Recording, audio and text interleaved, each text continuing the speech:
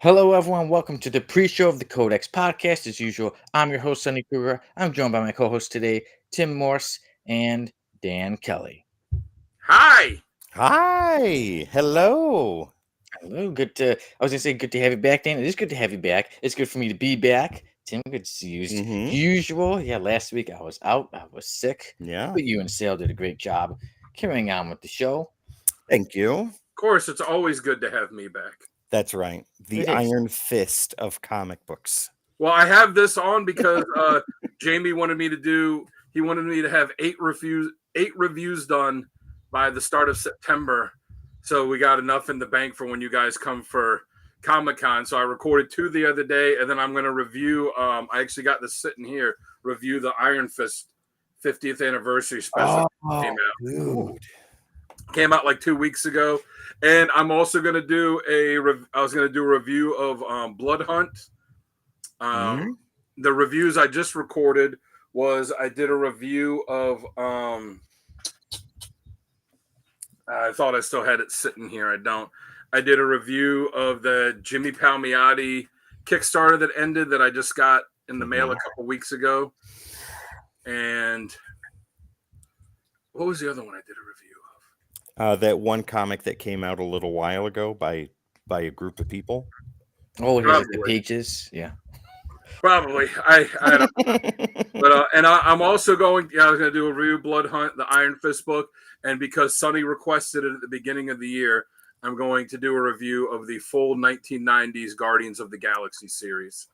Oh, I just have to sit down and go through all the issues so I can get like all the writers, all the artists, and stuff. What is it, like 30 some issues or something like that, or is it more than that? No, that book ran. Was it 80 something issues? Are you kidding me, Dan? Wow. I almost forgot to look that up right now. Give me a second. I gotta. All right, Guardians of the Galaxy. Was it volume 67 issues? 60. Holy snot! Is that including annuals? No.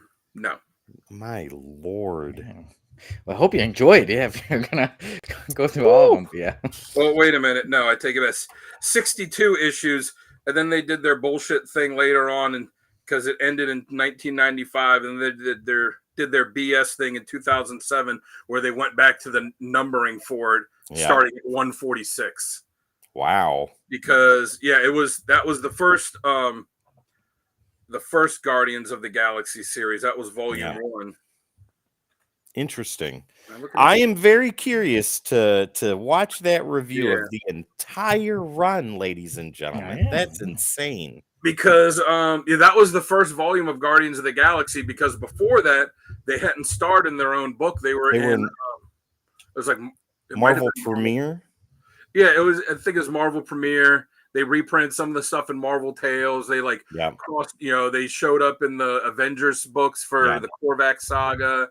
They had like a Marvel team up with Spider-Man. Like they appeared in a lot of stuff before they actually got their own series in 1990. Nice. Wow. Well, there you go, Sonny. Happy birthday, Merry Christmas, and Happy Easter. Looking forward to it. Merry Christmas, you filthy animal. Did you know that when Jim Valentino left Marvel to help form Image, he was the writer and artist on that book, and when he left, he wanted to stay on the book. He wanted to stay as the writer, but he couldn't do the art because he was at Image doing Shadowhawk, and Marvel was like, "No, you can just go." Wow. All right. Bye. Interesting little information. Yeah. So everyone, today there will not be a review, but it's a mix-up and things in there. But we're all back, and now things are starting to get back to regular. Next week things will be back to regular, but we still have someone join. No, we have multiple characters join the F list today. This is special. Also, we'll be having Right or Wrong. It will be Dan's time of making 5 statements. Random panel of the week. We got some comic book news. Talking about that new Batman logo. Yeah. I think most people are going to agree on that. Dan, I agree with that noise 110%. Should I give my initial review of it now?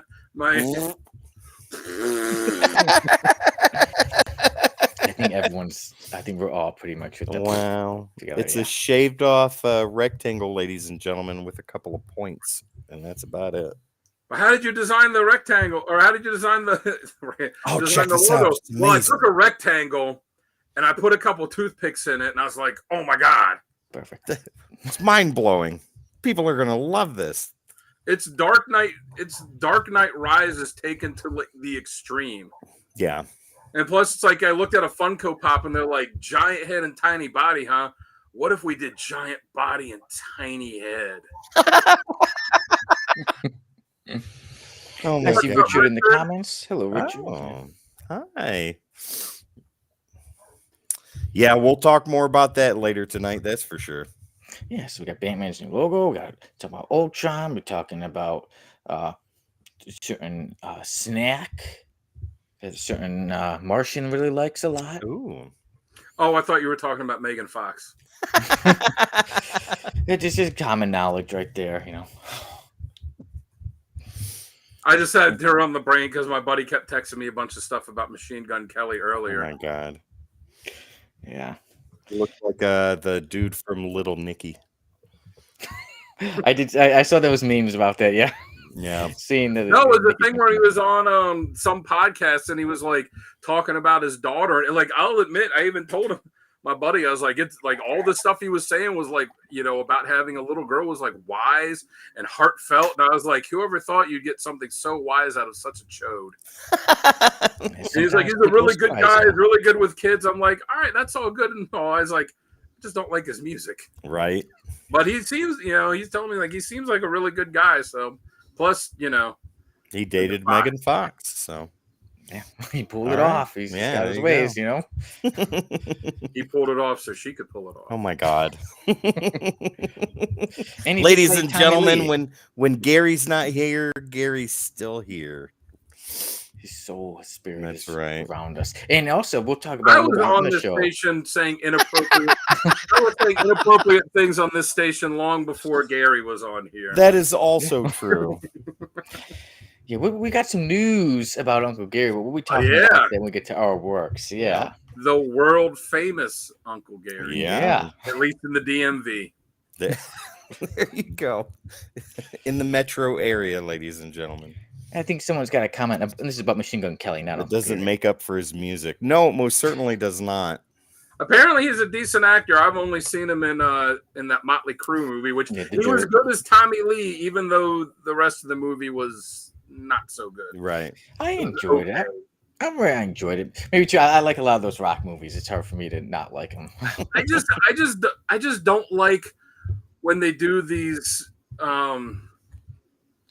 biography. That's not really the right word for it. You know, whatever you call them. You know, when they do these documentary, real life, or these movies like based on real life, and then they change the facts in the story so much, like. Why'd you even bother to base it on this? Like Bohemian Rhapsody, they changed so much of what actually happened. Like, why did you even bother to make it about Queen? Like, you should have just made up a fake band then because you changed so much. Because it doesn't fit what needs to go on screen. Yeah, what sells? Even to look at all the remakes, it's like, why did they have to remake that and then change it so much? Why not do something original? But I'm like, it's just the name. Oh, speaking of remakes, I don't know if you got on the show or pre-show. The Crow I saw came out, and it's not getting praise. I have not seen that yet. I did suggest to Jamie that we do a new show based on something these DJs that I used to listen to when I was a kid would do, where they would review movies they hadn't seen yet, and they would just do like a full movie review based on the trailer. And it made me think of The Crow. I was like, I'm not going to watch that, but I'd love to do a review on it. Oh, my God. So we haven't seen the movie at all, ladies and gentlemen, but we're going to review it for you right here, right now, with spoilers. Well, that's what you say. You call it movies. You're reviewing movies we haven't seen so people know the bat. And hey, a lot of trailers do basically give away the whole movies now. Pretty much. Yeah, that's true.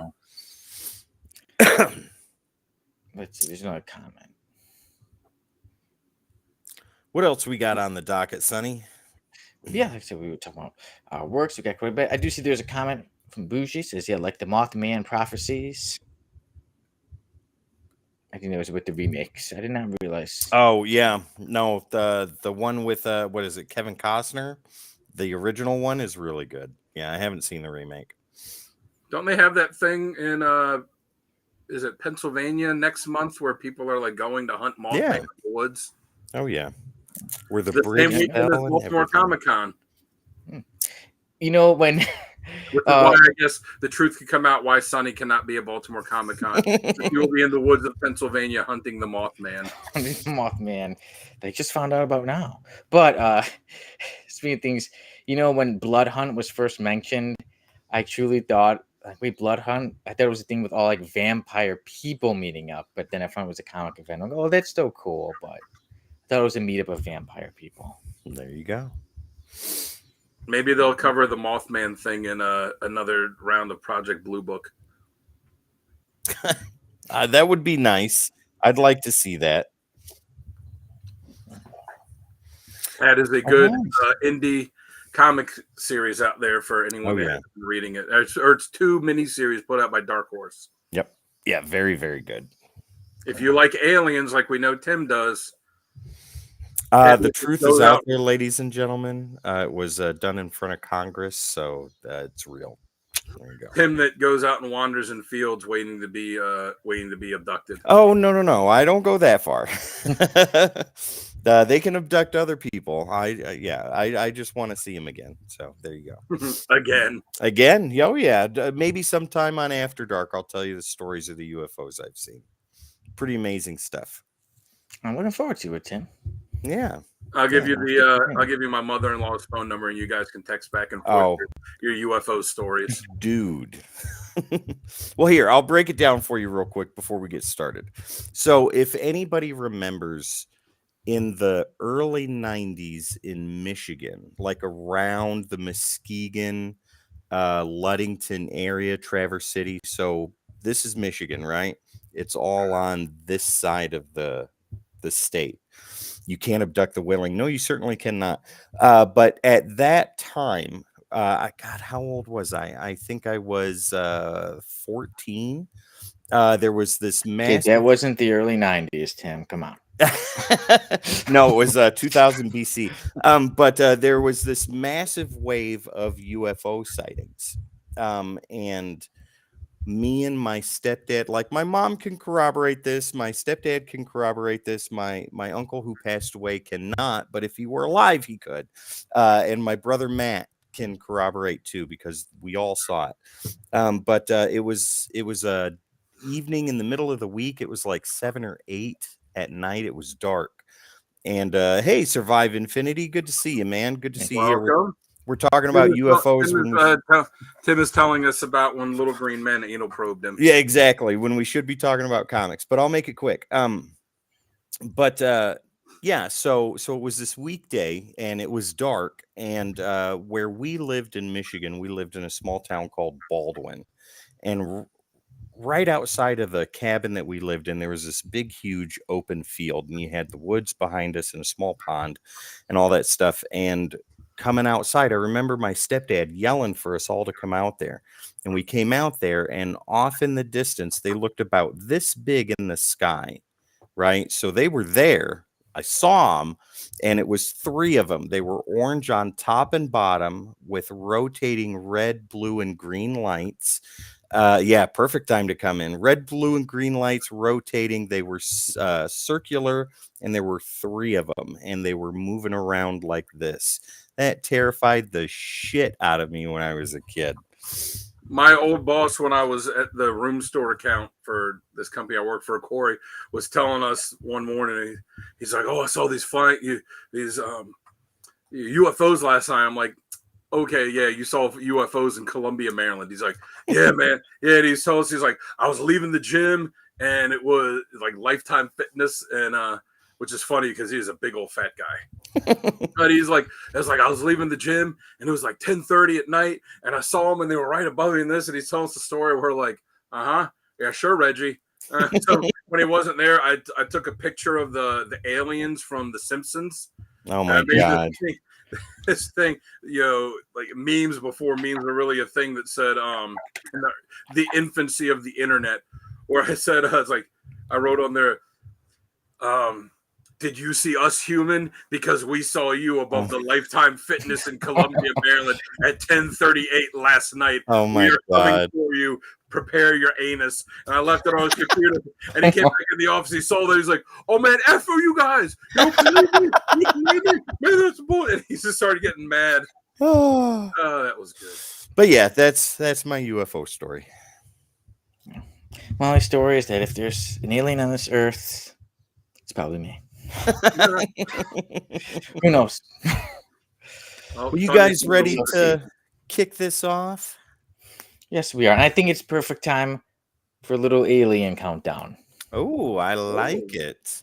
Ladies and gentlemen, stick around. We will be back in 45 seconds. Until then, enjoy this crashed UFO.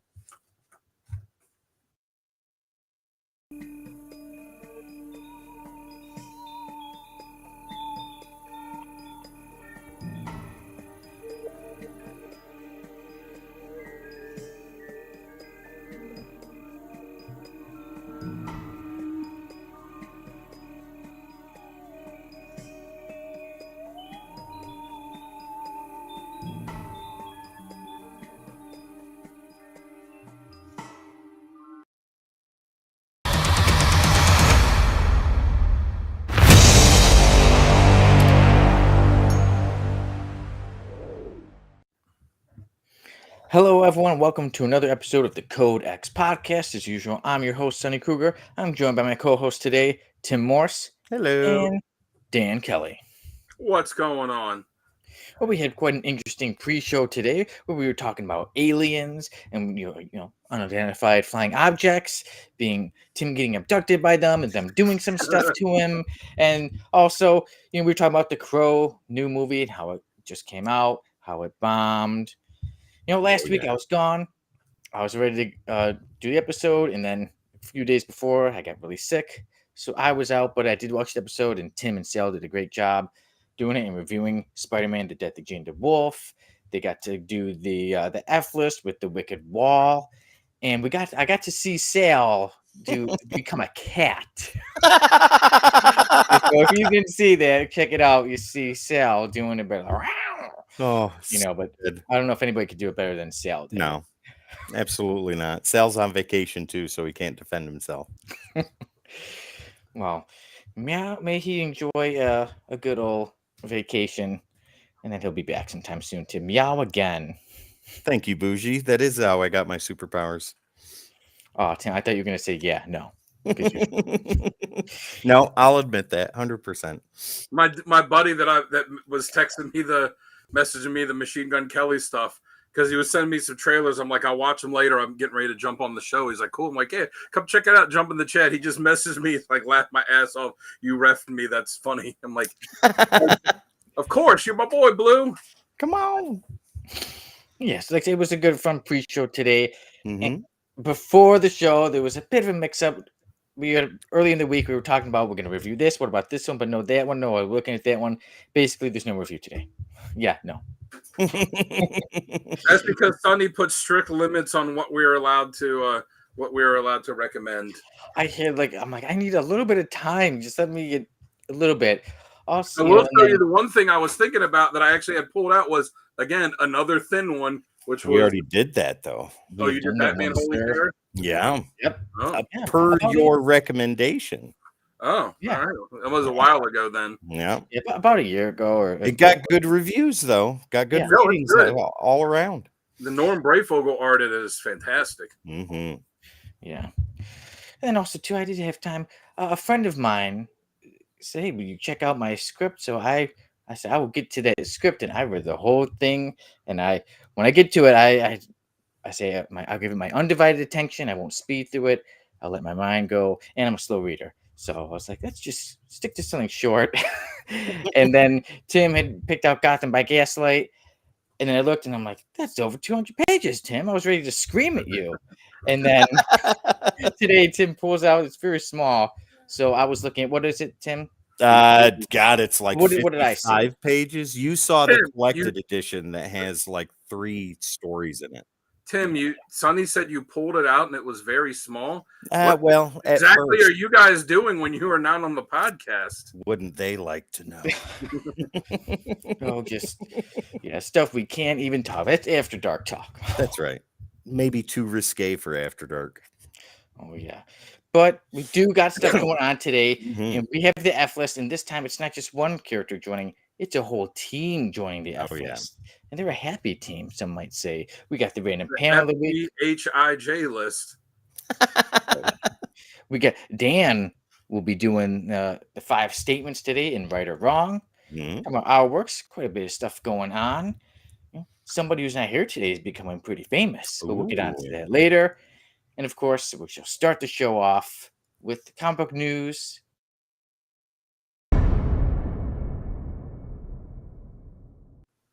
That was an accident.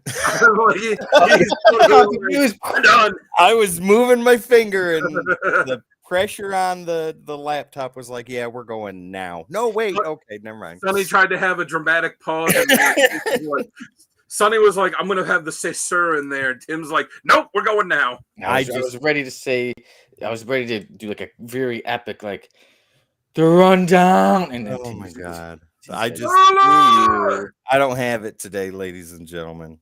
yeah, but yeah, It I'll got get started with stolen the by rundown. the little green men. Well, speaking of little green men, this guy who's actually not so little. Oh yeah. He's a bigger green man, and his name is the Martian Manhunter, also known as Jean Jeans. And Mhm. while we're talking about him, it's like James Gunn posted a picture of Chocos. Chocos, basically the Oreos. So it's giving a little hint that maybe we will be seeing the Martian Manhunter in the DCU. But speaking of DCU, Batman's new logo came out for Absolute Batman, and everybody is hating it. Everybody's giving it thumbs down and spitting on it all around. Do you need a napkin, Sonny? Okay, just let it go. Just let all this just be caught in my beard. It wouldn't be the first thing caught in my beard. But some good news that people have is that Ultron is set to return to the MCU in the Vision series Vision Quest. Yeah. I'm really happy to see that remake, Matthew Modine, Madonna music, wrestling movie. He is going to the deep dive to the 80s for that one. Oh, yeah. One of my favorite, most underrated 80s movies. But something else going on is that the new Infinity Watch series is set to come out. It's set to be some new members, and it's going to take place during some annuals. We'll get onto that in a little bit.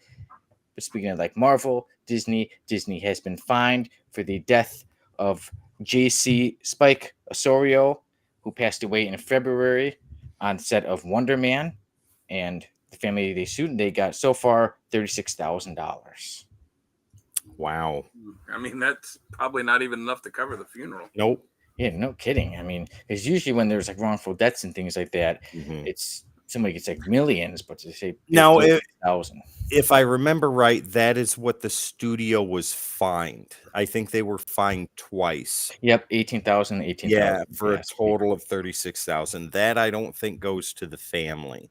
So whatever suit the family has against Disney is most likely still ongoing, or if it's settled out of court, we'll never hear what they did. But if this is what we're going to talk about first, let's do it. Right? Yes, you're actually. I pretty much spoke wrong because I have it say if Disney was fined, like I said, 36,000. So that was me. That was on my speaking. But the alien. I'm going to blame it on the alien talk that made me. There you go. Yeah, but Disney needs to do the right thing here, and they need to pay all expenses. They need to take care of the family as much as they can. And with a multi-billion-dollar company like Disney, I don't think that would be a problem. It'd be pennies in the bucket for them. So, yeah, do the right thing, Disney. They'll put something at the end of Wonder Man that says, in memory of. And Or if the guy that passed away, what was his name, Sonny? J.C. Spike Osorio. Yeah, so if he passed away, so how he passed away, ladies and gentlemen, was he was walking on a catwalk that was like 30, 40 feet in the air. And this catwalk had deteriorated to such a point that it was completely unsafe. And as he was walking, a section of it broke he fell straight down. But Disney better not do like what they did to that husband with his wife who passed away from food poisoning at Walt Disney World, where nope, you signed up for a Disney Plus subscription, and that says you can never sue us for anything ever. So I think that they changed course on that after public outcry, but right. I mean, that's how not just Disney, that's how all these companies are. They try and do something shitty. There's public outcry. Okay, we're gonna change course. But if there was no public outcry, they would have just gone with it. Whoever things were back in the day when there wasn't all social media. Yeah, taken care of fairly fast. Yeah, 100%. Nope. Well, nothing happened here. Don't worry about that. Yeah, no. Whoever told Disney, like whoever said, yeah, they signed up for this thing, right? Yeah, it says right here that they can't sue us. That applies to this. Oh, yeah, that's a good idea. Go with that. Yeah. Come on. That's like something you'd see in the government, man. They must have had a U.S. senator's aide or something write that up for them. God almighty. Yeah, so just share those passwords, everybody, so they can't, yeah, get us on right. that. We'll get them one way. I didn't sign that. Tim signed it to me. That's right. Yeah, Sonny just watched it. So yeah, me and 10 other people. In perpetuity, ad nauseum, de facto. Yeah, no. Disney backed out on that one once they realized they were caught. Dude, 100%. Talking to you, see you, man. It's horrible to just even hear that kid was eaten by a crocodile out there. Yeah. I didn't know. When did that happen?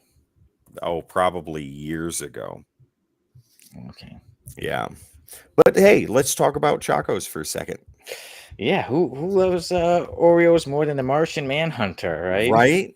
I know James Gunn is he's been doing this, pitting pictures out, getting everybody talking, and yeah, it's a fun thing. Sometimes it's fun just to talk about stuff, but I would hope that if he puts this out there, that it's a little hint that we'll be seeing the Martian Manhunter. I mean, everything he's teased so far, he has done. When he was teasing, stuff about Mr. Terrific, and then it's like, oh, hey, Mr. Terrific's going to be in there. Yeah. I did think it was funny that like he put the image out there, and those Snyder Bros are still out there, man. I don't know if you saw it, where someone had a picture of like Henry Cavill, and then they put a thing of Oreos over top of it, and then they had a picture of what's it, David Corn Sweat? Is that how you say his name? I have no idea. Corn Sweat, the new Superman. Whatever his name is, David. David. The new Superman. David Corn on the Cob, whatever his name is. And they had that, and then they had a thing of Chocos over, and they were like, oh, you keep going to the dime store stuff, blah, blah, and people were commenting like, do you say that you don't know anything about DC Comics, without actually saying it? Like Chocos is the in-universe brand of Oreos that the Martian Manhunter eats. Is like, it's not some kind of generic dollar store version of it. Well, Snyder dude bros have to dude bro, and they have to shit all over everything. Hey, Wireable, there we go, could bring it out, but I thought that was a great twist. Yeah, 100%. But Snyder dude bros have to dude bro. They have to hate everything, including themselves. They probably don't call their moms on a regular basis, so they need to realize that Zack Snyder is done with DC. Yep. He's done making bad movies for DC. Now he's making bad movies for Netflix. That's right. 100%. Rebel Moon, ladies and gentlemen. I watched the first one. I am too. It was terrible. Yeah. Yeah. I'm excited for Gunn's direction on this. I cannot wait for Superman to come out. But yeah, I am. We were 11 months. Yeah, I think so. Yeah. But 11 months. I'm anxious to see what, are they secretly putting Martian Manhunter? Did they film some stuff to put him in Superman? Because it's the Justice League team, and it is clearly based on the Justice League, the Giffen DeMatteis Maguire run, which from what I've read, Gunn was a huge fan of growing up. Martian Manhunter was a big part of that team. Like, so did they film some stuff in secret to have him in that? Is Martian Manhunter going to be in something else? Like, the only other thing they've really announced is Supergirl. They're going to put him in Supergirl. Is it going to be some other thing? All we know is Chocos is there, so that means he is there somewhere. I hope so, because he is such an important part of Justice League in general, and I've always felt that they don't give him much of the spotlight in the movies. Obviously, I mean, they did have him in Smallville, and there was that other Justice League F-list movie that had him. The But greatest Justice League movie ever made. we need to get a real, a Martian Manhunter that does justice to the character, because he is an amazing character. Yeah. Well, I love I him. mean, The animated series did a good job. I've got a video of it, Tim, if you want to. I don't know. Well, you've seen it, haven't you? Oh, yes, I have Okay. several times. I used to have my own bootleg copy, but I don't anymore, and I'm sad about that. The old days of bootlegs. But speaking of shows and movies, now we can kind of shows to Ultron returning to Vision Quest. I think that's pretty cool. It's good to see Yes. Ultron, because you only got to see Ultron in one movie, and then now Yep. best team of the show, a great villain. Yeah, that's awesome that he's coming back. James Spader's going to do the voice again. So that's super cool. The Vision Quest movie that Sonny loves so much is inspiration not at all for this. Only the Young was made by Journey specifically for that movie. Yeah. That was the But- first time it was on a soundtrack. But yeah, the Vision series is going to be good. I'm curious to see what's going to happen. I love that Ultron's going to be in there. The two are inherently tied together, both in the MCU and in the 616 as well. So yeah, I'm it's psyched. good. I thought he was fantastic as Ultron in the Avengers movie, and I remember a lot of people. And again, it's This you know, was when he was doing that show on NBC at the time Blacklist. too. Yeah, Blacklist. which was an awesome show that had a terrible ending. God, they ruined the end of that show so much. Bougie. It just what is it called, Dan? Justice Justice League, the F list. Yeah. It's Voltron. just like, I think you can probably find it on YouTube. It's an unaired pilot for Here, I'll Justice put League it of in the America that chat. they were going to do a TV show of. It was terrible. They didn't air it, but of course it got out on bootleg and all the fans watch it. And Mark Waid, who was writing Justice League at the time when it first got out, they asked, it was like Wizard, someone asked him what he thought about it, and he said, it's an hour of my life I'm never going to get back. I look back at my notes. We talked about that movie a lot when it made it to the F list in episode 106 of the Codex podcast.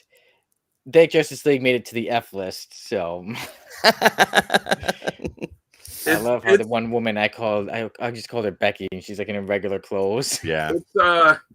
It's like an Ed Wood movie. It's so bad so that good. it's entertaining, but you probably won't want to watch it after.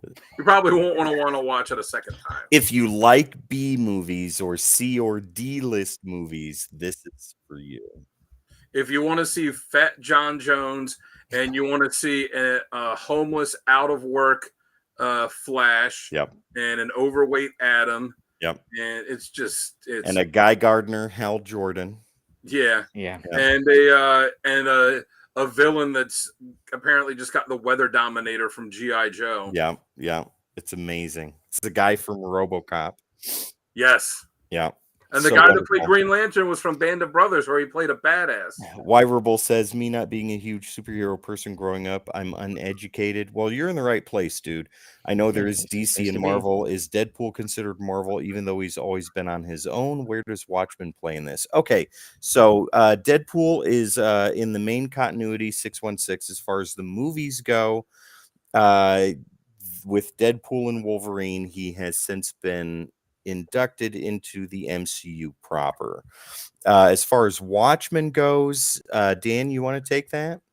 Yeah, Watchmen is widely considered the greatest comic ever made. As a 12-issue miniseries, came out in the mid '80s, and Brought about the modern age of comics. Yes, it was one of the comics that helped change what comics were and what they were thought of at the time. There has since been Sonny, the you live got action that Zack behind Snyder movie, which Right I there. for the most part actually liked. There is a motion comic made out of it. There's an animated movie based on it coming out. Yeah, new one just came out. Yeah. Yeah, there was the HBO show that was like a continuation of it.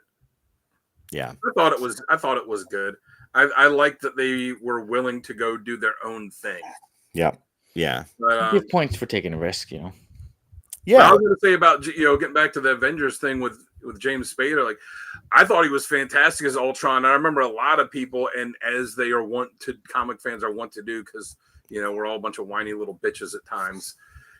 So many people complained about it, and like, yeah, it's out of 4 Avengers movies, it's the 4th best, but all the Avengers movies are great. Yeah. Like, that's like I saying enjoyed it. this team that won the World Series isn't as good as these other 3 that won the World Series. Yeah, but they all won the World Series. Yeah. I thought it was a great movie. It did I thought so too. It did so much to set up for the MCU for years going forward after Language. that. Yes. Yeah. But we got Scarlet Witch, and we got about 5 minutes of Quicksilver, and we got Ultron, and we got Vision, and The foundation for Civil War started there. Yeah, the Civil War started there. Yeah. The thing with Cap, being able to pick up Mjolnir. We got the new people joining the Avengers team. We got stuff set up for the for the Infinity Saga even more. There was so much that happened in that movie. Oh yeah, and it was a good movie.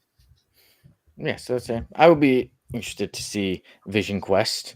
Even though they're not going to be wrestling in there, I'll be interested to see Vision and see Ultron in there.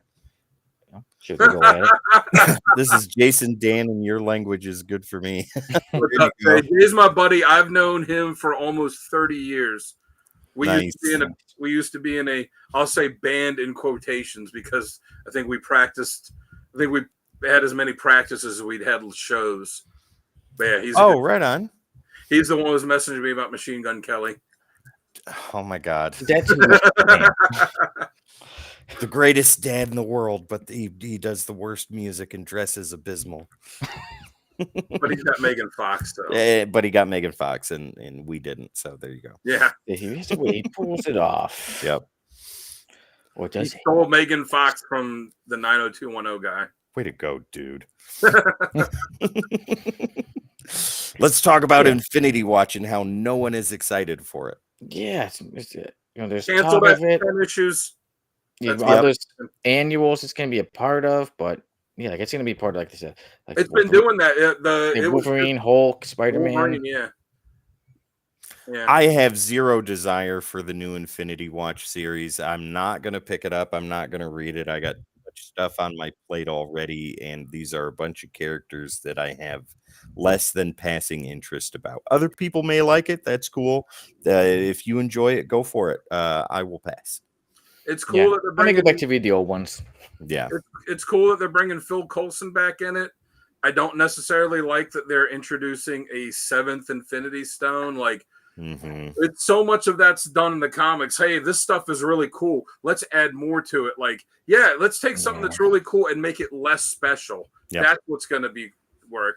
Yeah, I had said I'd said something on the character of the day page was like canceled after 10 issues, and someone was like 10. Marvel announced months ago that any new series that starts is going to get a minimum. Any new regular ongoing series that starts is going to get a minimum of 10 issues. So that's why I said canceled after 10 issues. Yep. Yeah. See how sales do. Yeah. What platform is that on HBO?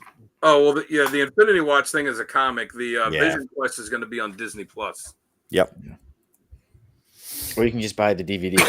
It's already out. Yeah. No, we're talking about the old movie. But yeah, Disney Plus will be when it is. No set release date yet for the Vision Quest show. So it'll be far in the future. Maybe 2025 we'll see it. Shows to come out first. Yeah. Yeah. We got Born Again. We got Ironheart. Wonder Man, which is in production. Yeah, Agatha. Tons of good stuff before we get to Vision Quest. The 80s Rockefeller awesomeness. Yeah. It'd be cool if they did throw in one little part mentioning, the movie. Hey, wait a minute. No, we don't talk about that here. Vision Quest. Vision has to lose weight to fight Ultron. Oh my God. I did hear that they were going to get Bob Odenkirk to play Simon's agent in it, but I heard that like a year or two ago. In Wonder Man? Yeah. Ooh, that'd be nice. Yeah. And great actor. So Yeah, we'll see. Well, this is the first time hearing from it. So if it happens, Yeah. Dan, you're the one to let me know. What was the All other news? The absolute Batman DC logo. Oh yes. Right. On 3. Oh. 1, 2, 3. There we go. Yeah, that's all you Yeah. need to know, ladies and gentlemen, right there. Yeah, I thought it was actually a joke when I first saw it. I thought, I was like, I thought I was seeing jokes, I was seeing memes, and then I'm like, no, that's real. That's Yeah. really happening. Unfortunately, really happening, and that it's not a joke. Nope. And people commenting saying, James Gunn, please make this stop. I think Dan, you were the one that commented. Videos. Hey, get him started on some decoding panels if you want him to listen and watch comic books. Check that out. There's 24 episodes of some really cool stuff. Some of it is not family friendly though, but most of it is. And usually this show is. Sometimes Yeah. some people misbehave, and then I have to get the belt out. Oh, Mind them to behave. Oh yeah, because that's gonna make it more family friendly. The belt on here. I will spank you. Really? Don't threaten. Don't tease. Isn't the new Batman logo also turned into an axe? I don't know. I haven't heard that. I did see something where he's standing there like holding. If you look at the Jim Lee alternate cover, it looks like he's holding like a long pole with the logo on top of it, like an axe. I love Jim Lee. Jim Lee is my favorite artist. I saw that cover and I said, that is such a piece of crap. Here, I'm going to get the new Batman logo. Yeah. I don't know why. I don't know what they were thinking with that huge. But yeah, somebody doesn't even look like a bat. Please don't do this. He's like, I have no control over the comics. Like, I run the movies. Yep. Yeah. Give me 2 seconds, gentlemen, and I'll have this logo for you. But it doesn't even look I'm like. going to go on a limb and say that we're not going to see that logo in James Gunn's Batman movie. Probably not. I will agree with you. Right. Yeah, so the logo is crap. It is not good at all, and you are about to see why. Now, does it look like a Batman symbol? No, I don't think so. Kind of, but you guys be the judge. Ooh. No, just it does not look good at all. How was that the symbol? It doesn't look like it's terrible. Anything like it. Yeah, I'd like to put down others' work, but it doesn't look like that is atrocious. Yeah. I hope that's just the start of what it eventually shrinks down to.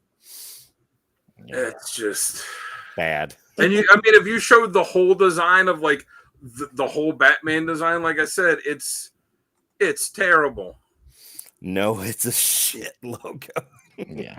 Like I said, with Batman, it's a gigantic, like Rob Liefeldian sized body and the tiniest of heads. Here, let me find that while we're okay. So here's issue number 1. I'll bring this up for you guys. Give me 2 seconds here. Don't be silent. All right, so Dave says he took his son to see Deadpool. He doesn't do horror and gore, but he can handle language and action. He's a good kid, knows he's not supposed to say, and that logo is trash. It is 100% trash. I kind of feel like DC almost like they might have made it intentionally bad to get people talking about it because they know how comic fans are. Again, because we're a bunch of little whiny bitches at times. Me, I usually don't like to whine, but it's hard not to complain about that, though. The art that I've seen from the Batman part of Absolute Batman, like it just looks like bad Dark Knight, like Dark Knight Rises or Dark Knight Returns bad fan fiction art. Because you know how Frank Miller drew like the big bulky old Batman in that. Yeah. It's like that, but just like I said, like Rob Liefeldian, type of anatomy. What was it? I like how Pam said it looks like the grill of a truck. The grill of a truck. There you go. Yeah, so it looks more like a roach glue trap than a Batman symbol. All right, here we go. This is what Lettuce said about something. Lettuce said about something else a while ago that applies to this. It's just a haberdashery of quasi-human anatomy. Exactly. That is a massive Batman with a tiny head. That is the Juggernaut backwards. Like look at his legs, man. Like look at those his are arms. tree trunks. Like Batman's supposed to be, muscular, but he's athletic too, and That kind of goes with his head, yeah. That guy just looks like he's, that he's going up to the we are like going up to the all salt over this machine and just going like, oh my god. Oh, man, I didn't see that cover until right now. Yeah. So there you go, ladies and gentlemen. That is absolute Batman. Absolute. Alfred, bring me more cake. You've eaten all the cake in Gotham, sir. Go to Metropolis, goddammit, bring me more cake. I need my protein, Alfred. I need my protein now. Your legs are big enough. No, I need another leg day. Leg day. All day, every day. That's Batman is played by Lizzo. Oh my god. Yeah, I'll be passing on that. I will not be checking out Absolute Batman. Let's move on from nasty, naughty things. Okay. Like Wireball said, yeah, Japanese anime has bigger eyes than his head. Big anime legs. Batman taking that Bane juice. Oh yeah, 100%. Yeah, not good. Absolutely horrible. No. But it's not so horrible. Some of the things we're all good. I think we've covered the news for a while. Mm-hmm. But we've been up to some things here at the Code X station. One of the things I want to mention was that I had an interview with Olivia Cordero-Briggs, and very good interview, by the way. Thank you very much. She was the author of Fate the Wink Saga, and I was a bit surprised the day when we posted there was a bit of controversy. Some people were huge fans of it, and they were like, you know what, I commented on this and I was on that site. So whoever that person was apparently had been on her Twitter page before running their mouths, and she blocked them. And they said they were on the page of so they went somewhere else and did it there as well, and then they came on to our video, and I put a stop to that pretty quick. And one thing that was, they were trying to say like, oh, one of the characters were with somebody. Yeah, they were very passionate about the story, but like so and so wasn't with so and so. But in the interview, she did say we were only able to use certain characters. Some of them we didn't have the rights to. So in the interview, she did answer what they were trying to say, but they didn't want to hear that. All they wanted to do was play. But yeah, it was a good interview.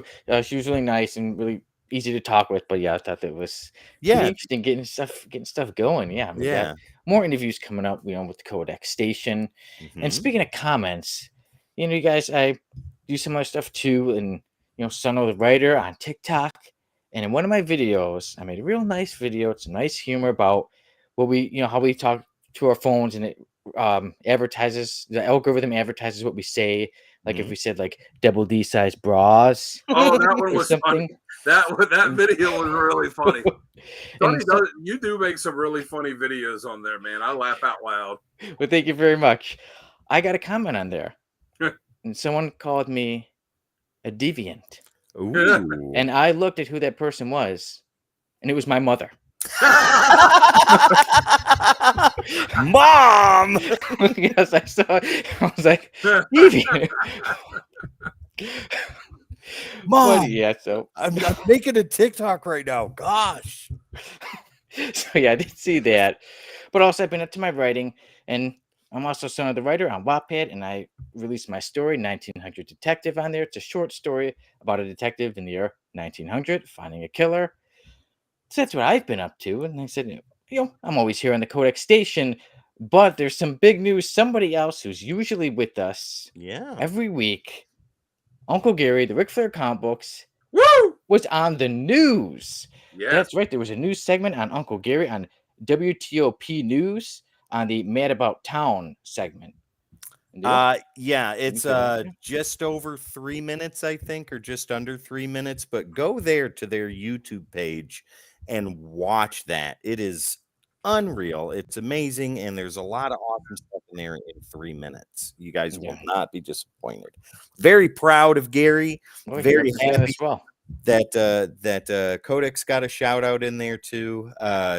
Comic Logic, obviously, and Gary's entire collection. Dude, yeah, go watch it. It's amazing. And you get to see him doing push-ups with the reporter. That's right. And he's just pumping away, and the reporter's like, "My God, how do you do this every day?"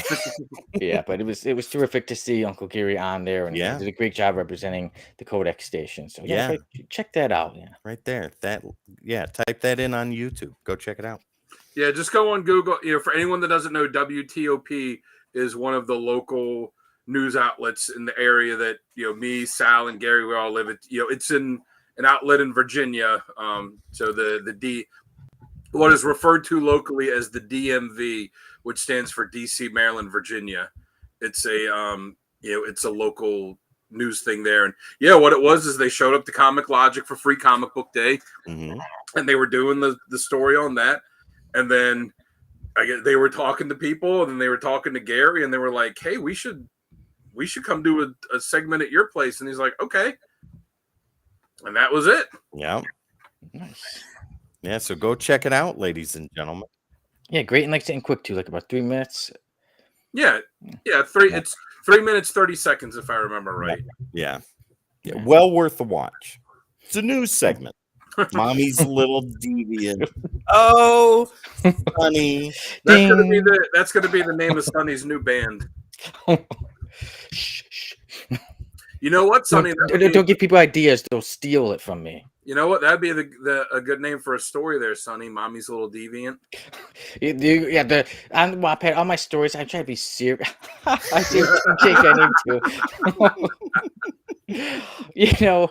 I try to be serious in my stories, and I try to make heartfelt stories. And then, I'm like, okay, I got a few hundred views, and then I'll see something on the side, and it's names like that. Mommy's Little Deviant, this and this and that. 64,000 views. I'm like, really? Hey, you know what? Of all the years I've been playing in bands, all the songs I've written, and I'm talking songs that like I'd be writing the music, and Tim knows from being in the band and writing. Oh yeah. Where you're like writing a song and you just agonize over like what's the next chord, like the fourth chord in a 4-chord sequence, and like it's got I got the first 3, like I just got to get the perfect sound for this, or when you're writing lyrics and you're like yeah, that's such a good turn of phrase, and like that's a great rhyme, that's good. And then the song I have that people always liked the most was Beer on Girls. Yeah. Sometimes it's the ones that surprise you, and it's like, There you go. Who knows, right? Hey, as much as we, Tim, you talking about decoding panels earlier. Remember, what if Wolverine was Lord of the Vampires? Yeah. As much as, it's a great story. I recommend everyone checks it out. But that is the video that continues to get views. That, as Jamie calls it, is the little video that could. It does not stop. It is every day it gets new views. If you haven't seen it, guys, go watch it. It's one of my proudest moments on Decoding Panels, and it's one of my favorite stories. It's a great what if story. It's super awesome. What if Wolverine were Lord of the Vampires? It's amazing. It's a good one. Yeah. And the cover's good too, where you got the Punisher coming up behind him. Yeah. Wolverine's like draining Phoenix. Yeah. It's awesome. Really, really good. Speaking of cool covers, the Codex Station, most members will be at Baltimore Con, and there's something that people could win. I received it in the mail the other day, so I will show it right now. Oh, nice little piece. This is us announcing it.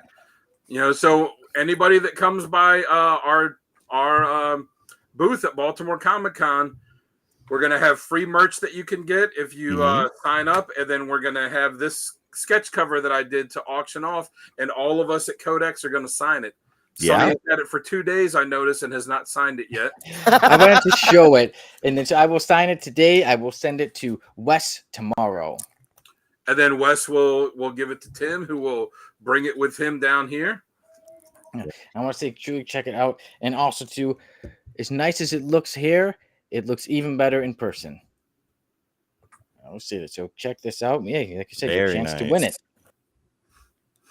Yes. So I'll tell you, Tim, everyone at Codex, what I told Sonny is, remember, once you sign it, that's forever.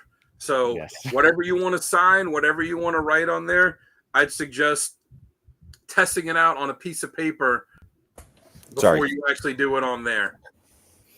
Yes, I will trying to go too big, and I was asking. I was like, "Hey, was there a certain kind of pen? I don't want to mess it up. I don't want to smear." So Well, I I was got do my saying this best to make it everybody. all big nice. fat Sharpie that I'm just gonna use. Oh, I said, well, you probably shouldn't use a fat one either because it's got to have room for everyone. But I've got a tiny one.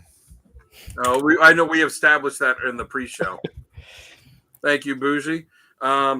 Yeah, so I thought it would be cool for everyone to sign it with like their kind of codex names: Tim the Terrible, Wes Rebel Scum, Sal the Slab Guy. Then whatever their kind of catchphrases are. Like Sal would be have a 9.8 day. Yeah. I don't know what yours would be, Tim. Like just sign it, ladies and gentlemen. I always close the show out with "I'll see you next time." Or you should write, "Is that Bagley art?" And then I can write on there, "No, it's me." Hey, Oh my God. yeah, I still don't know what I would have. Should I just do my hand wave? Just It should be Mommy's Little like Deviant. no. Yes. That's what it should be, Sonny. Well, I have to do it. Like I said, I got to do it today. I've had enough time to think. I'll do it today. Send it off tomorrow. I mean, you don't have to write any kind of phrase. You can just sign it, like, because not everyone on the station even has like a little, Yeah, tagline. Nobody or tagline. That's what I was like. Not everyone has one. Dear viewer, I want to thank you very much for putting into this. Tape the whole thing. So You know what? everybody has a Maybe you little want to spot. sign the back cover since it's all blank. If you're going to write a goddamn novel on it. No. It'll all be good. But yes, everybody, it will truly be. I will truly sign it. Everybody from the Codex station will sign it, and you will have a chance to win it at Baltimore Con. And apparently, Sonny's going to sign it by writing an epic poem like the Rhyme of the Mariner on it. Oh my God! No, I won't. The pipes are calling. I haven't written a poem. Write out a scroll, and he's going to glue it to the back of it. Wow. I haven't written a poem since I wrote a Goodbye Jamie poem. Oh, yeah. That was a pretty good poem there. Wow.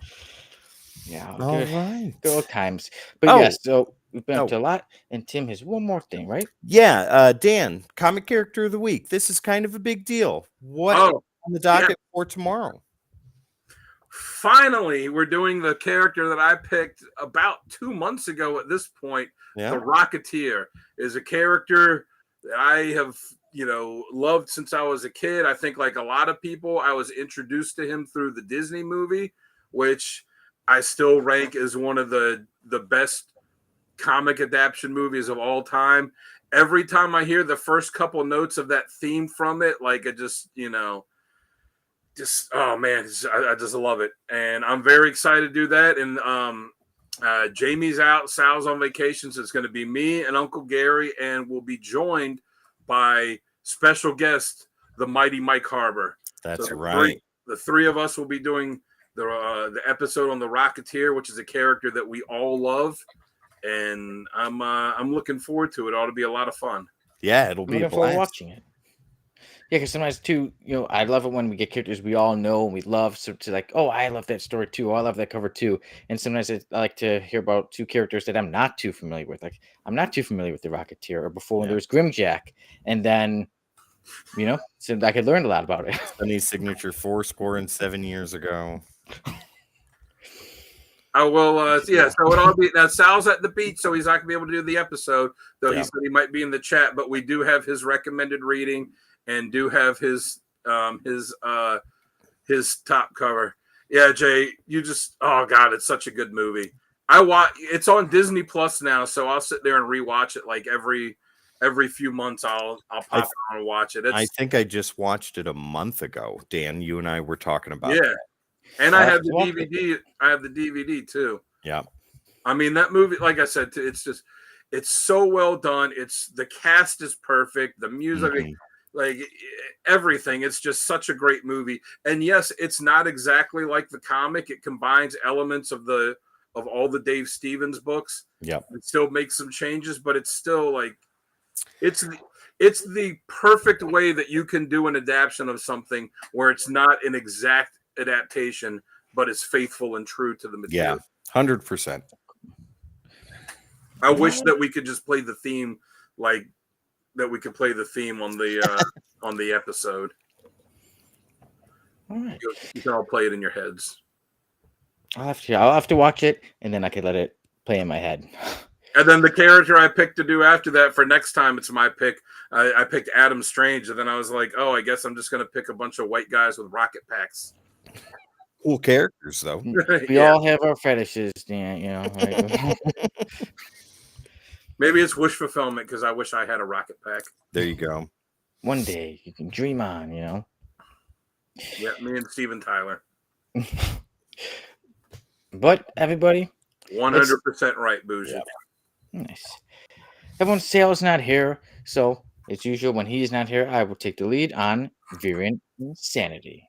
And I'll hit the button at the right time this time. Dancing, so we can dance in. There we go.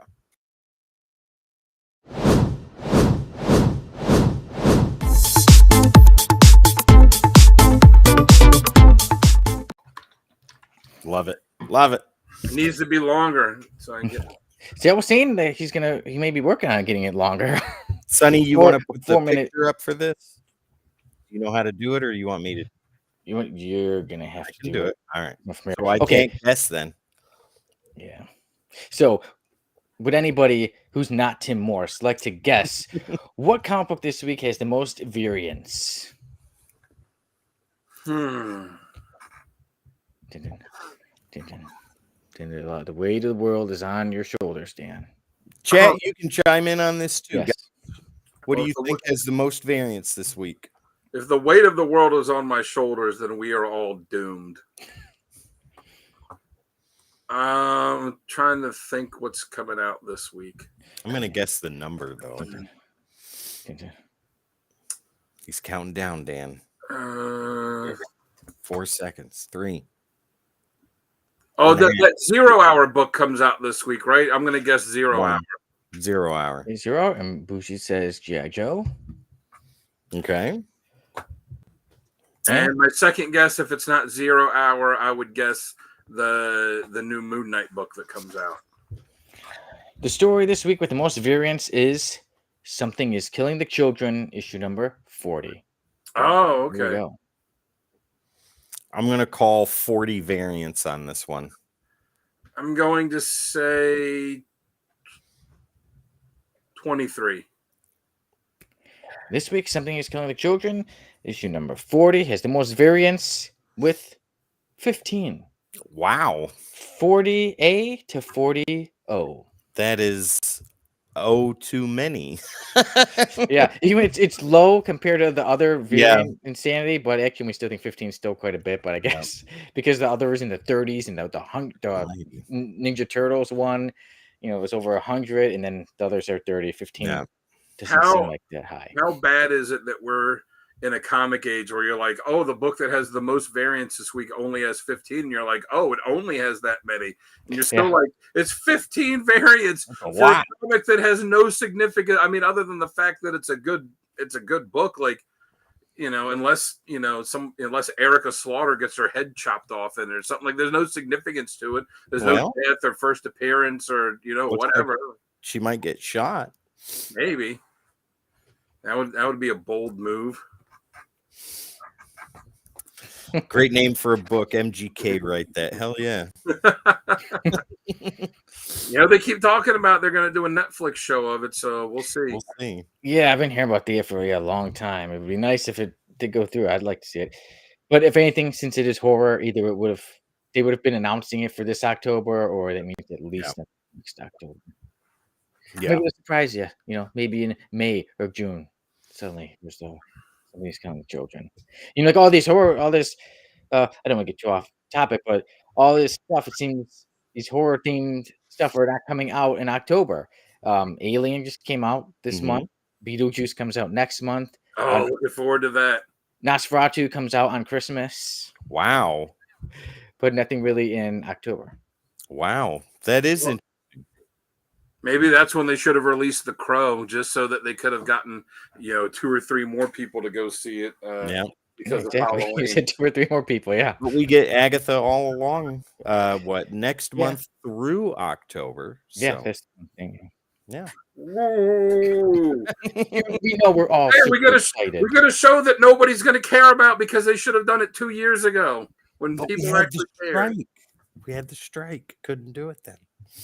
Yeah, we know we just wanted it earlier. Just more Agatha right. Harkness. Get your Agatha Harkness first appearances, because she's going to become a star. That's right. And It was whoever else Agatha is in the for show, so long. whose names I don't know. If Man I know Thing's not in it, we riot. I know Aubrey Really? Plaza's in it. That's all I know. Yeah. Kind of like playing. It seems kind of like similar to her role in Legion.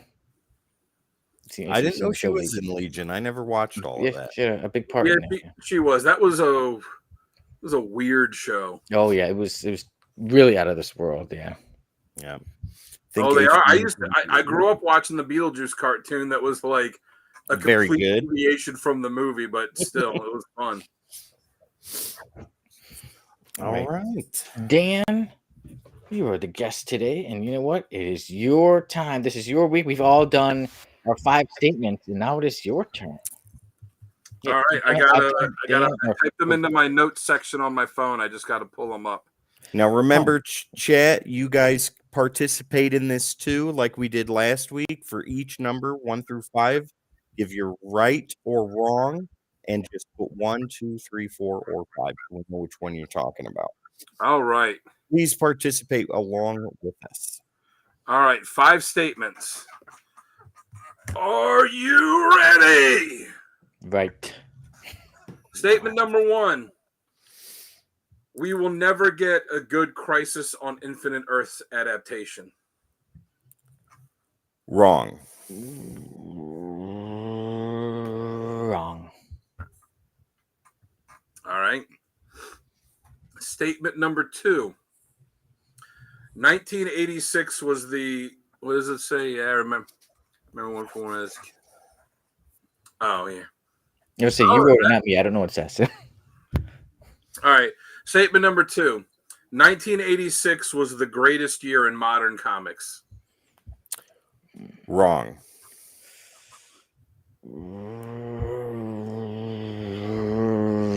Right. I really got to go over them. I would have to really look at some of the issues. So I'm just going to say right. All right. I forgot. I got to answer 2. For 1, I'll say right. I don't think we'll ever get a good adaptation of it. For number 2, I'll say right. 1986 was the best, and I have examples. I have reasons. Bougie says number 2 wrong. I think that when I list the reasons why, I think you all come over to my side. Okay. The 13 reasons why. Everybody. All right, we'll see. I'll prove my point. Okay. In the court of Codex law. Number 3, Dan. Number 3. Absolute DC will last less than 3 years. Right. I will say right as well. They didn't really do those Earth 1 graphic novels very long, and those were good. Were actually good. We saw that Batman doesn't look too good for Absolute. Number 4. Deadpool and Wolverine is the reset the MCU needed. Right. I'll say wrong. Oh. Okay. Again, number 5. The days of epic, worthwhile comic events are behind us. Right. All right. So we want to, let's take it back to number 1. Number 1, we'll never get a good Crisis on Infinite Earths adaptation. Sonny, you said. I said wrong. I think I have hope. One day it'd be nice to see it. I think if we get it, it'll be far in the future. But I think there's hope for it. I think so too. I think with James Gunn behind the creative steering wheel and his passion for DC books, I think that a great Crisis adaptation can come to the screen. I'll say wrong just because for it to be a good adaptation, it would have to cover the scope of it. And the scope of that story, it's too big for one movie. You could split it up. You could maybe do 2 movies and split it up like they did the last 2 Avengers movies. But to cover the scope for it, it would be so many characters. Yeah. Like you think of it, they'd have to trim it down. Yeah. Well, that's why I said a good adaptation, because for it to be a good adaptation, you can't trim it down to the way they did it in the Arrowverse, where they had so few characters. Like you'd have to have 100 characters in it because you have to have all the characters from all these different worlds, you know, plus the ones from the main world.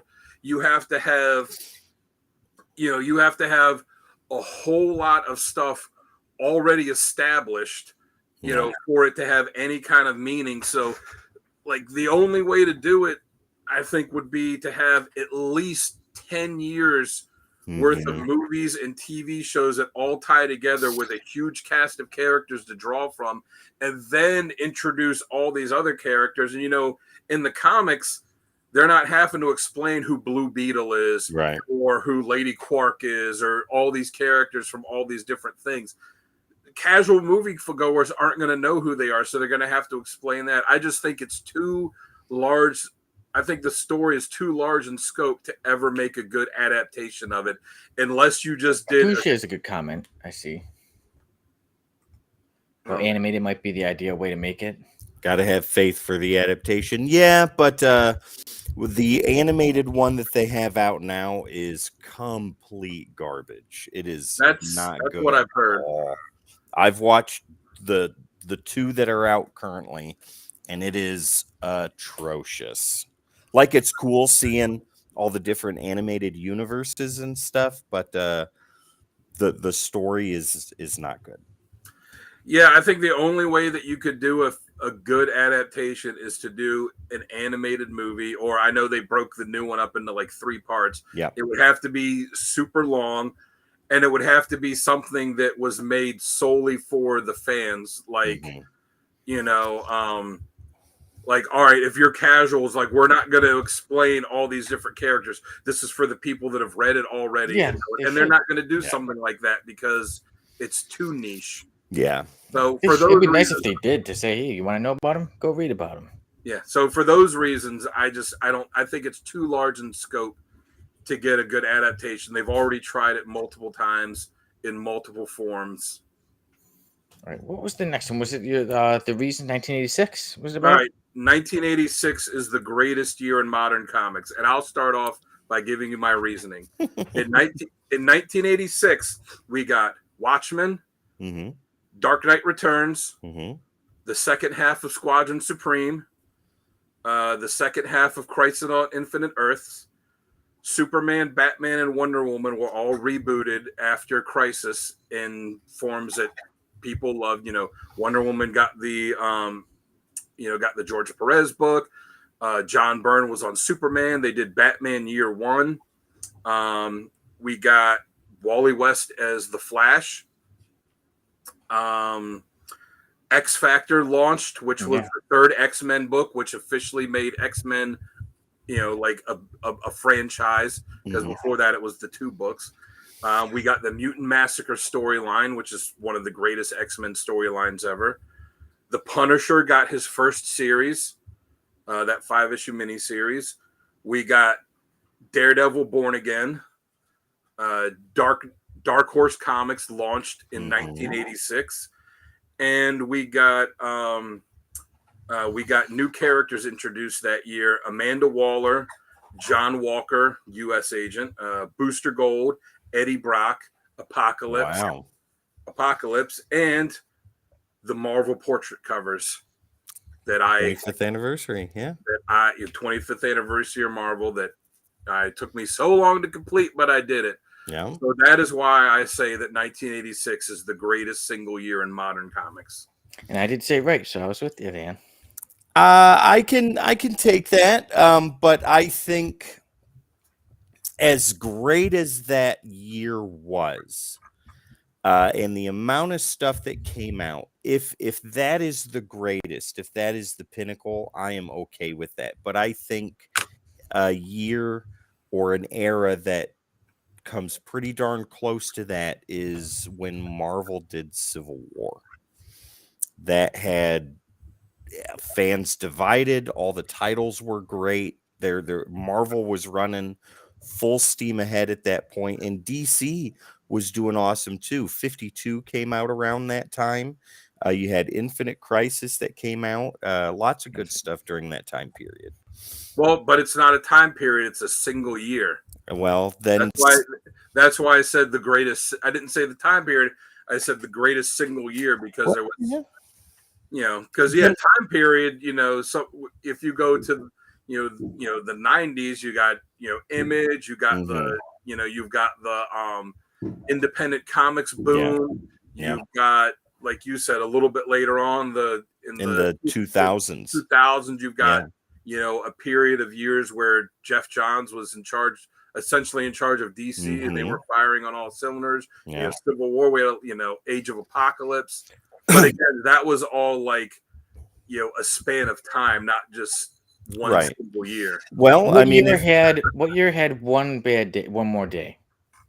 That was not a good year. Whatever year that was not the good one. No, I went with 86 too. So if you're going like that, then definitely 1986. Marvel, DC, they were firing on all cylinders, and with Dark Horse coming out that year, I mean, I just look at like Watchmen, maybe the greatest comic ever. Dark Knight Returns, arguably the greatest Batman. Daredevil, Born Again, Dark Horse launches, which is still a huge company. Just so much stuff. Wally West becomes Flash, and people have been divided since then about who should be Flash, him or Barry. Just so much. And then when I looked up 1986, because I knew some of this stuff, I was like, oh, I didn't realize that was this year and that and that. All right, I'll go for it. So yay! I convinced someone of something. Number 3, Absolute DC will last less than 3 years. We're all in agreement of that's right. I think once the hype dies down, no matter how many books they launch under it, no matter how many top tier creators, it just if it's not good, it's not good. When Marvel launched Ultimate Comics, the idea wasn't we're going to drastically change everything. It was, if we started Spider-Man and X-Men and the Avengers today, this is what they would be. Yes, there were major differences, but there weren't differences that went against the core of what the books were. And it seems like the stuff for Absolute DC is going against what the core of the characters are. Yeah, it's just a complete overhaul, and it's Like I said, when they did those Earth 1 graphics, those were, the ones I read, the Superman, the Batman ones, even the Wonder Woman, those were really good because it was, we're going to do it as if we started it today, and we're just going to take the core of the character and build from that. And they were good. Yeah. And the fourth question, or the fourth statement was... So what was your answer for Absolute DC? We were all in agreement. Right, yeah. Oh, yeah. Really? I thought that you were signing up for all the titles and all the variants. No way. It would be nice one Batman cover with maybe the Batman cover with the teeny little head. Maybe I'll have to get that one. Bougie, I think their idea is to treat it like Marvel's Ultimates universe, but the Ultimate Universe is already established. What Hickman's doing with the new Ultimate Universe is phenomenal. I hope Absolute sticks around. I really do. But it's not looking good so far, at least with Batman. I look at it like if it catches on and people like it, that's fine, whatever. We don't all have to like the same stuff. I tell my daughter all the time, it's okay that I like stuff that you don't and that you like stuff that I don't. Yeah. That what makes the world great is that it'd be boring if we all like the same stuff. No. I don't have to like it. I don't have to buy it. If other people are, that's, good for you. Yeah. All right. Number 4 was Deadpool and Wolverine is the reset the MCU needed. I said right, Sonny. Yep. You said wrong. I did because this movie was made before all of the, there's all these things that are coming out that were already almost done or finished before this movie came out. Agatha, Wonder Man, Ironheart, the new Captain America, Daredevil, whether they're good or not, Thunderbolts, those are already either finished or so far in that there's not going to be any major changes. So, that's with the way things have been going since Infinity or since Endgame, which, there's been a lot of crap that has come out. Yeah. But there's been a lot of really good stuff too. I thought the Hawkeye series was fantastic. I thought Shang-Chi was decent. I love Doctor Strange and the Multiverse of Madness. I just Yeah. don't understand the hate people give it. I thought loved it too. Yeah, that was Loved good. it. Yeah, me and Tim did a review on it. Yeah. I thought it was fantastic. I love that movie. But there's been good stuff that's come out. So I think that Marvel has had more misses as of recent. Maybe not in our eyes, right? But in the reviewers' eyes, in the critics' eyes, financial wise, the movies, they were all successes, but they didn't do as good as Disney or Marvel wanted them to do. This was the first movie in a while that has generated a plus $1 billion buzz, right? And it's the end game level for the 20th Century Fox movies. Yeah, help get more fans interested. Absolutely. Right? It's a wonderful movie. I went and saw it with my brother-in-law and my sister. We loved every bit about it. Took my niece on her birthday to go see it. She had a blast. Multiverse was awesome. It was fantastic. Yeah. But yeah, I think this is the home run that Marvel wanted to have. I think it is. I just don't think it's the reset they need, because what if Agatha and Ironheart and Wonder Man and Captain America, that's 5 things that were already done, and if, like I said, if not completely done, we're pretty close to done. What if all 5 of those come out and 3 of them suck? Then they're back where they were. It's right back to where we were. So that's the only reason I said it's not in the reset, because there was still too much stuff that was already done after. Now, I don't think that. I think the new Captain America movie looks fantastic. It looks great. I can't speak to anything else because I haven't really seen except for Agatha. I just, who cares? I'm gonna see it. I don't need to see a TV show about Franklin Richards' babysitter.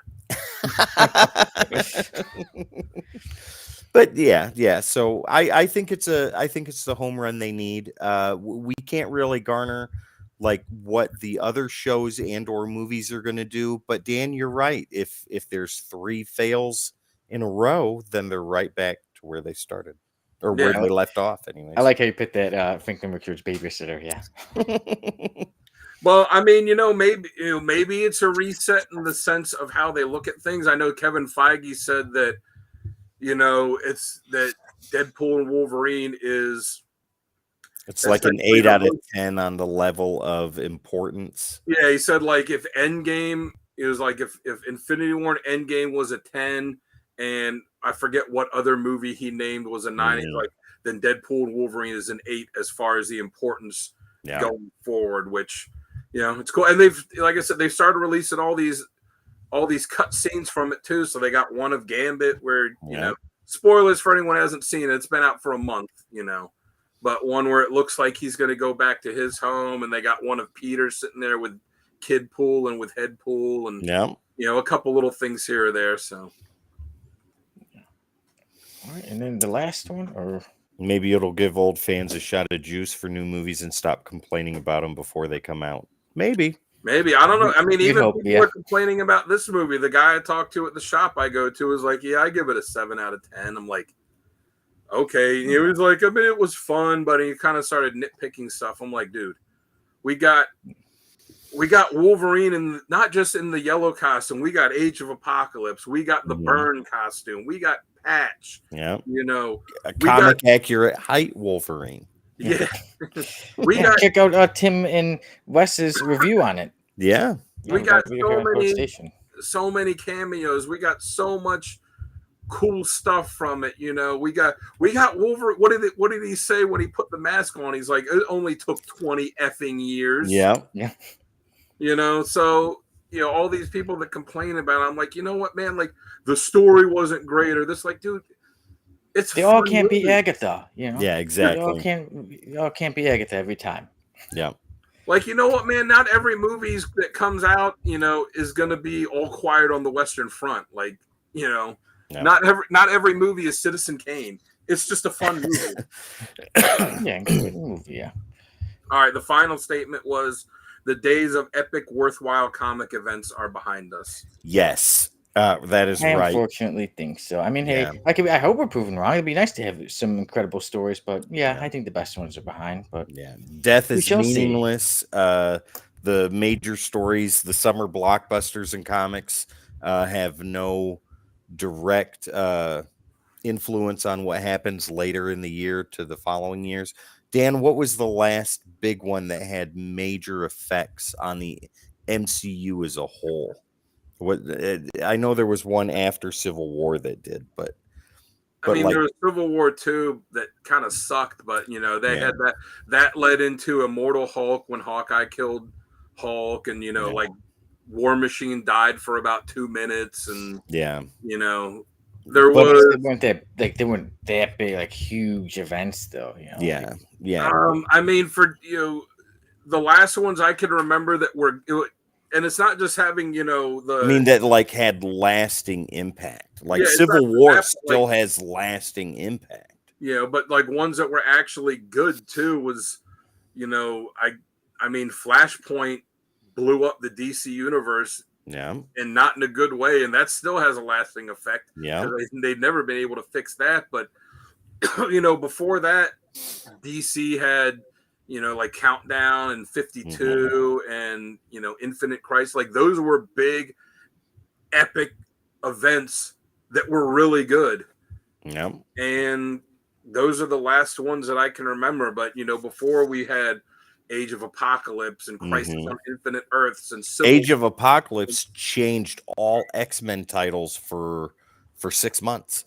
For 4 months, and Plus then they Alpha, Omega, and Prime. And then they still have them pop up, Yeah. stuff for that, like Crisis and Secret Wars and Yep.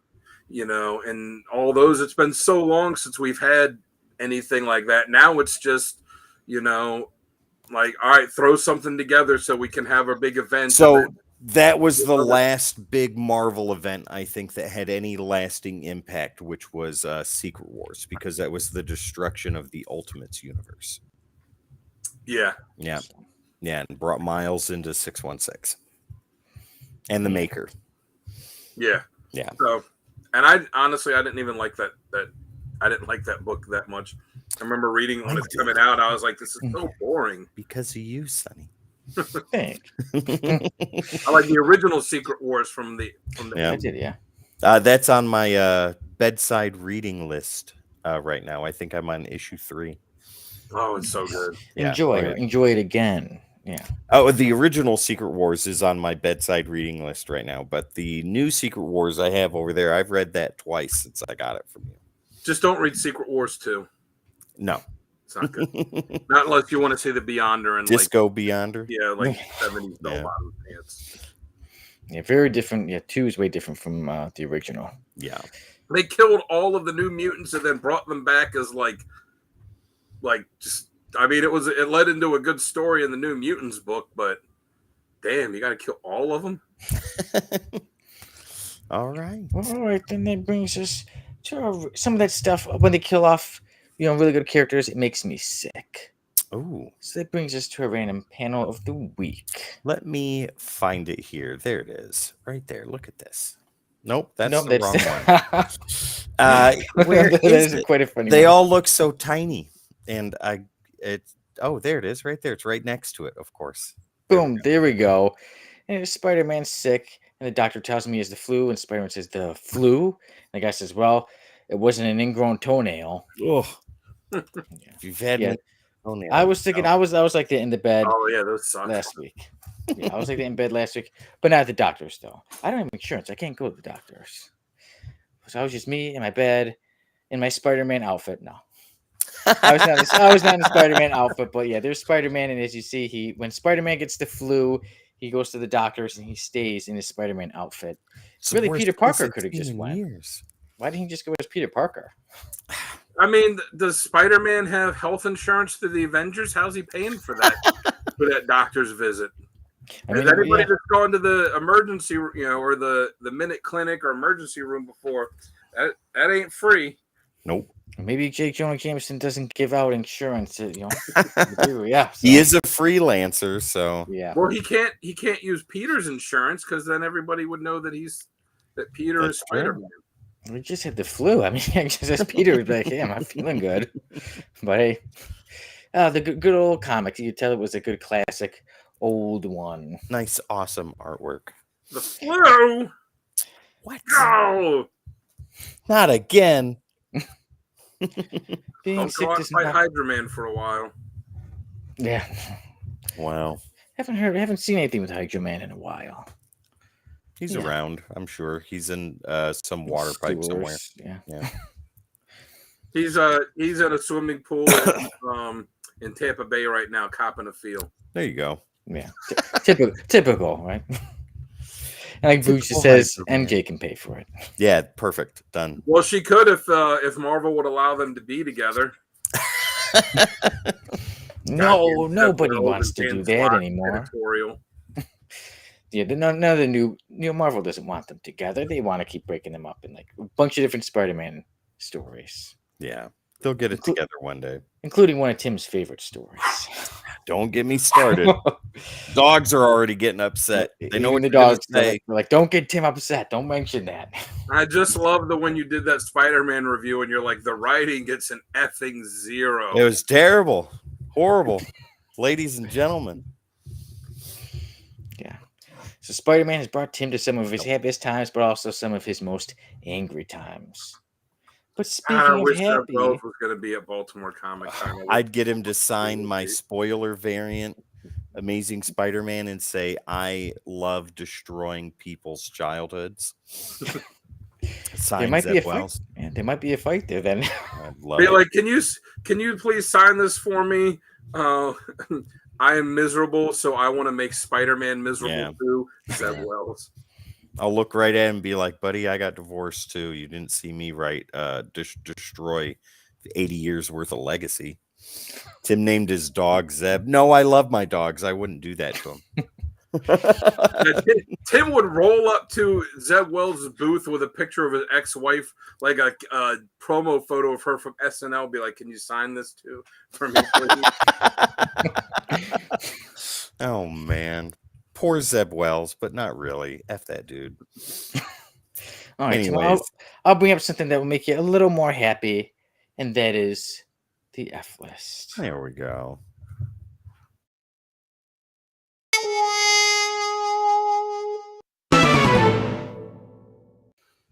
Today we have a team.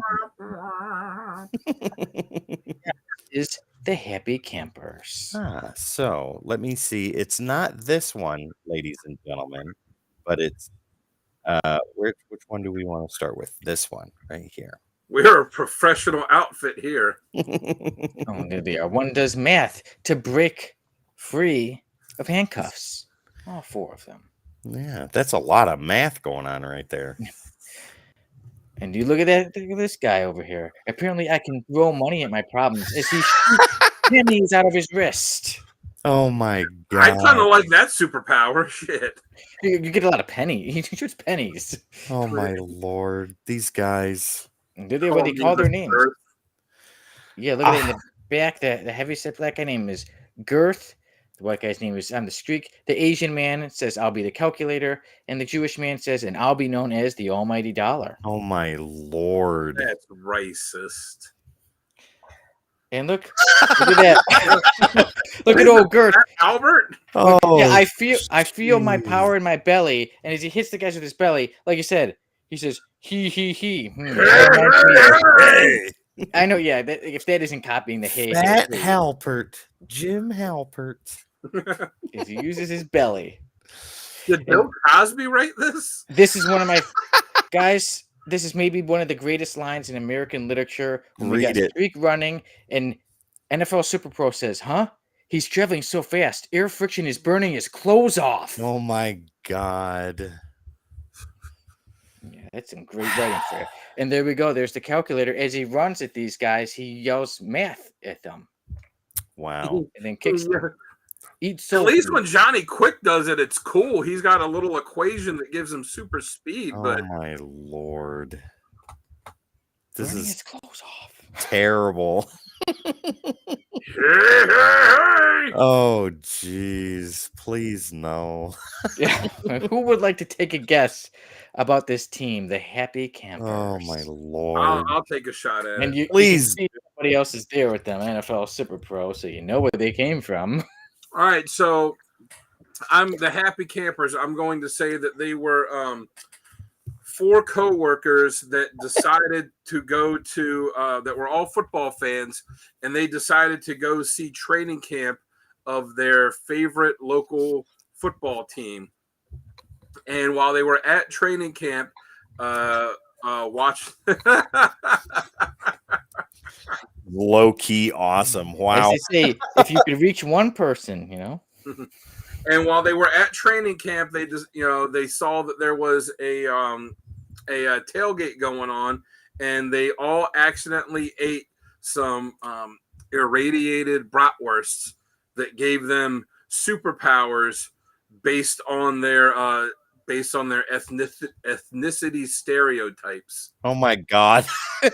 Go, Dan. This is great. And so they realized, like, well, I could shoot money. Like Sonny said, the Jewish guy could shoot money, and the what was it? The Asian guy was good at math, and they decided we're going to band together. And since we're at training camp and we're happy, we're going to be the happy campers, and we're going to go out and fight crime with the NFL Super Pro. My Lord. But he is so flabbergasted by Mr. Friction.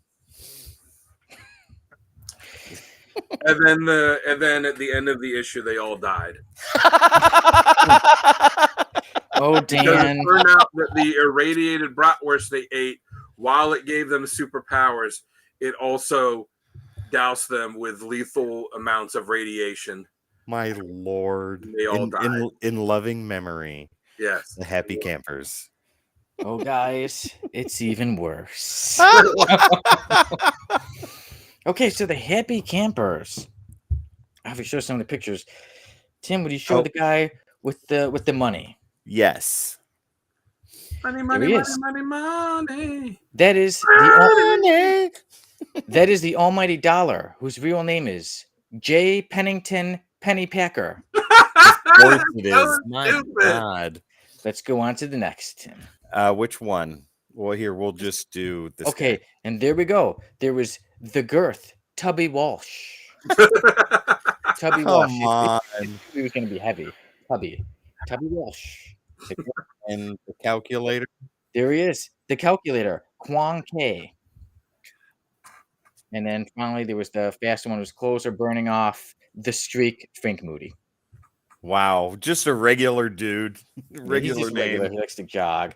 My So God. all of these characters, their first and only appearance was in NFL Super Pro issue number 10. And that issue was called A Bunch of Guys Sitting Around the Woods Beating on Tom-Toms. What? So What? that is the name of the issue. So the writers Are were you serious? That's the name of the issue? the name They of were the issue at is, the end of the series, I'm sure. they still had I mean, two more the issues after run this. real long. Yeah.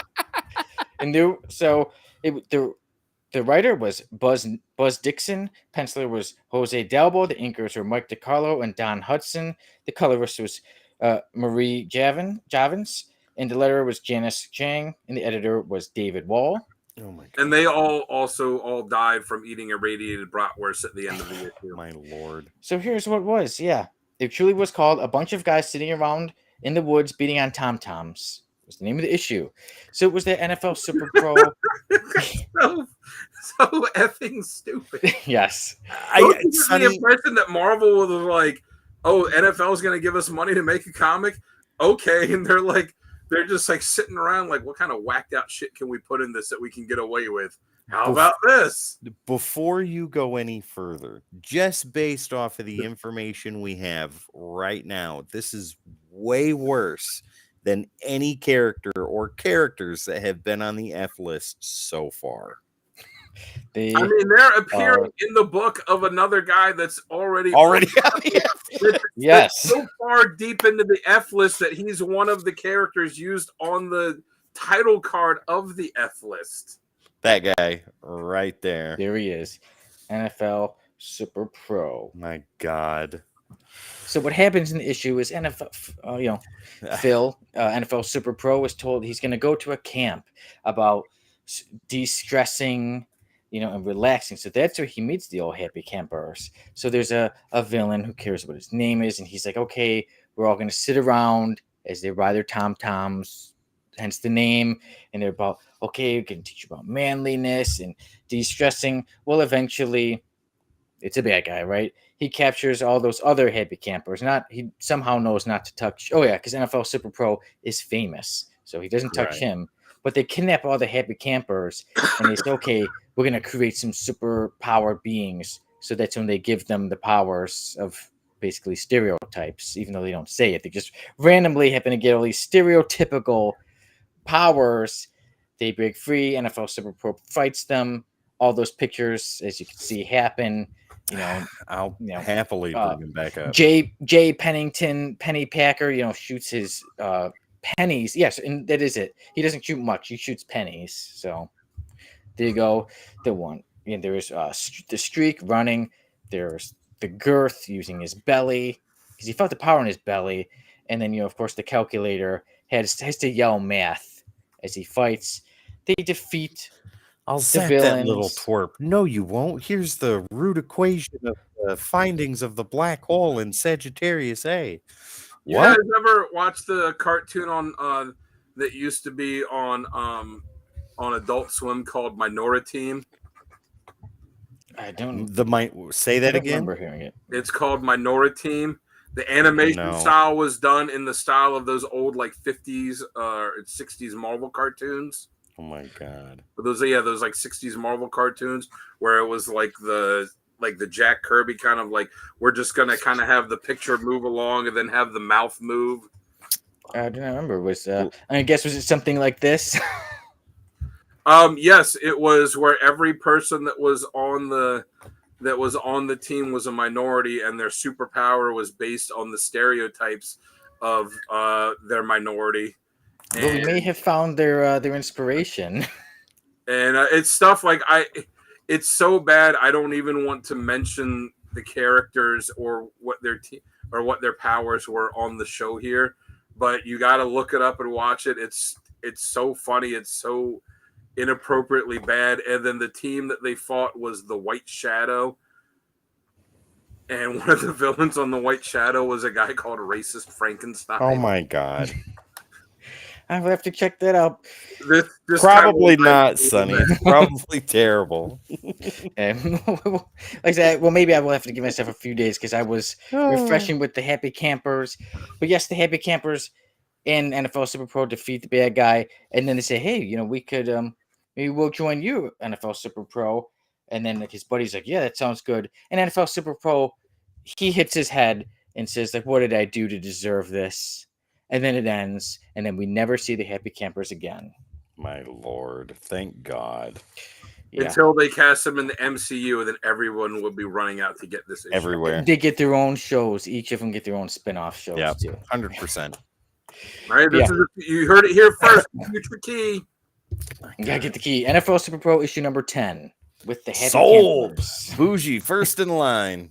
That had to have been towards the end of the series because that series didn't last very long. Yeah, there was only 2 more issues after. 2 more. Yeah. So he's already done the slabbed. He knows exactly how many there were.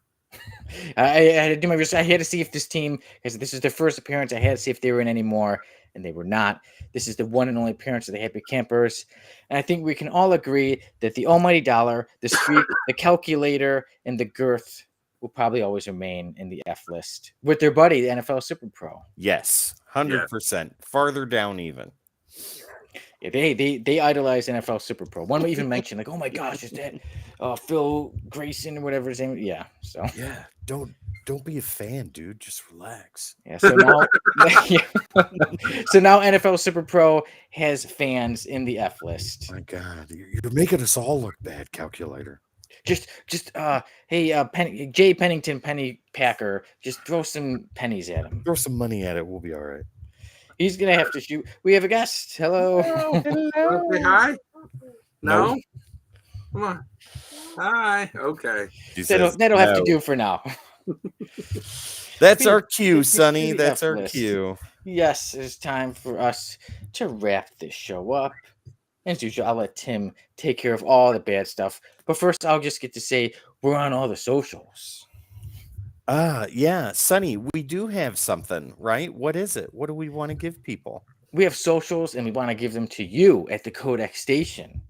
There you go, ladies and gentlemen, at the Codex Station, your favorite social media platform where we're live streaming right now. Please make sure to hit the like, share, subscribe, and follow so you don't miss content like this all the time, every time.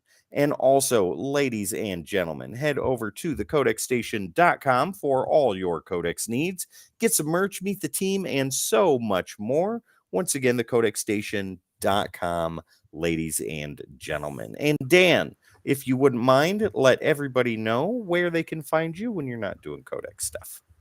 Yeah, check me out on Dan Kelly Art on Instagram. Did I post it? I did post today. I posted pencils of a Batman drawing that I did, which will eventually go on a Batman sketch cover as soon as I decide which one of the many Batman sketch covers I have that it's going to go on. There you go, ladies and gentlemen, at Dan Kelly Art on Instagram. Don't miss out. Commissions are open or are they closed?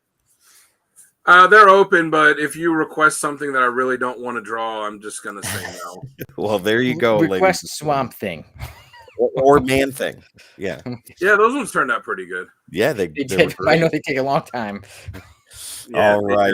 I was probably overly detailed in them. All right, ladies and gentlemen, thank you very much for watching us tonight. We are so glad to be a part of your Wednesday night. We do this for you. If it wasn't for you, we wouldn't be here. Don't forget, right here on the Codex Station, memberships are available. They are 99 cents right now. It's the best 99 cents you'll spend every month. You have access to tons of stuff and so much more. Go ahead and jump on that if you feel so inclined. But once again, ladies and gentlemen, thank you so much. We appreciate your time, and we treat it like gold. My name is Tim the Terrible. This beautiful man over here is Mommy's little deviant, Sonny Kruger. And down below is Dan the Man, the Kelly Art. This is the Codex Podcast right here on the Codex Station, and we will see you next time.